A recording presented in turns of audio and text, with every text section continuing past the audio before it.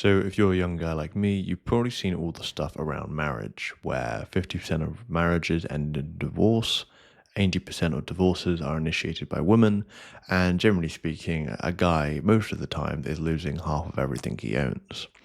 And I had a conversation with AI, just sort of brainstorming this and actually figuring out, well, is it actually even worth it for marriage? And what does marriage actually mean nowadays compared to what it used to mean? And what it gave me was actually pretty good. And I want to read this. So it basically started off by saying the modern marriage contract isn't built for men. Historically, marriage was a mutual survival pact, and so on and so forth. Today, the structure changed, but the legal framework didn't. The state still treats marriage as an economic union, but one that penalizes men in divorce. Divorce courts tend to favor the dependent party, usually the woman, when dividing assets and assigning custody. In many countries, no fault divorces mean one person can end the marriage unilaterally and the other still bears legal and financial fallout. Which then it goes on to say, so yes, from a purely rational standpoint, the risk to reward ratio for men is poor in Western societies. You're committing to a contract the other person can void at any time with the state enforcing penalties on you. So from that point, I was like, okay, clearly that's not great. But I actually went on to continue. I actually really like what it said. So then I basically asked it about the whole thing where, a lot of people say, oh, well, marriage is a commitment, right? And basically it went on to say that actually, well, people often say marriage is commitment, but commitment is a choice, not a legal status. You can be completely committed without a marriage license. However, you can also be legally married and completely uncommitted. The paper doesn't create loyalty, trust, or effort that comes from shared values, discipline, and love that's tested over time. The mistake is assuming that the state's recognition adds any moral weight. And I really like the way it said that because for me, I've just recently found it a bit strange that why is it that a ring on the finger, which I say a ring on the finger, technically, you can just get a ring on the finger anyway, but like, why is it that you need to put a ring on a finger and go through this whole process and as a guy sign up for all these things which have quite a high risk just to get more commitment, right? Like that never made sense to me. And then it moves on to basically saying why men are opting out. So it basically says that many men are realizing that modern relationships are often transactional and conditional, not conventional. Societal norms no longer encourage women or men to stay and build through difficulty, and the legal system incentivizes exit rather than endurance. So a lot of men are deciding if I'm going to commit, I'll be through character and shared vision, not through government paperwork. And it then leads on to say what a better path looks like.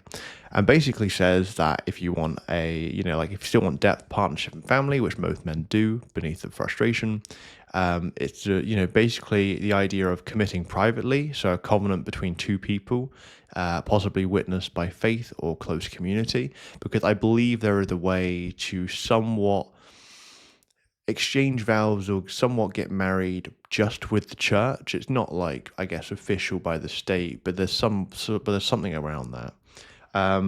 Two, keep the state out of it, have shared agreements, and then choose carefully. And basically, its one line was basically saying, for men today, legal marriage is a liability, spiritual partnership is freedom. And that's all that I basically spoke about it with that. So, what do I think on this? I think that it's given really good points. I think my views on this is look, right? I think marriage is something that's been pushed this whole time, and that's fine. And marriage used to be, from what I understand, this actual commitment. But from what I understand, somewhere I think in the early 1920s or somewhere around there were then, the government basically got involved, or just more involved, and all of a sudden it was something that they could profit off of, as opposed to it just being, because it used to strictly just be involved with, the churches, and that was that.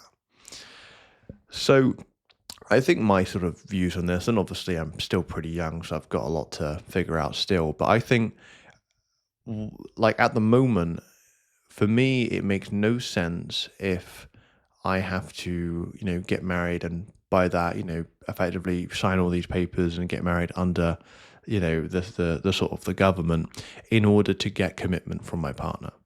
right? It makes far more sense to not get married, or at least under, the state and under, the government, and to continue getting the commitment, right? Like, I think that's sort of the main thing at the moment. And, I have no sort of like, I mean, I'm not sort of looking for any sort of, big relationship or anything right now at this moment.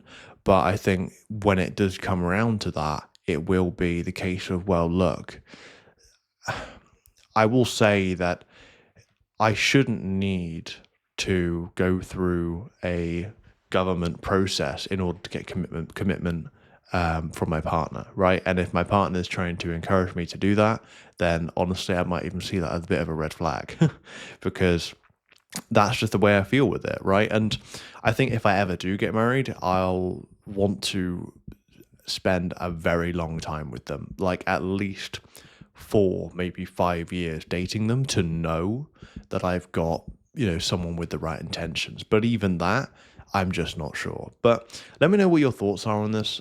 This was an interesting topic to delve into last night. Because yeah, I mean, I think a lot of what the GPT is saying is fair enough, right? Because I mean, like, like the AI is saying, you can be completely committed without a marriage license, but you can also be legally married and completely uncommitted. So, like, and there is the sort of the worry of, okay, well, do a lot of perhaps like women as partners, do they just simply want the ring to have it, or what? Because I think what matters most is, look, well, I feel like you don't need to have, this whole marriage license thing for commitment. I think if anyone is trying to make the argument that, oh, being married shows you're more committed, I think especially for guys nowadays with divorce rates ramping up and such, just it doesn't make sense. But let me know your thoughts on this. This is something I've just sort of recently delved into. But with that said, I'll chat soon.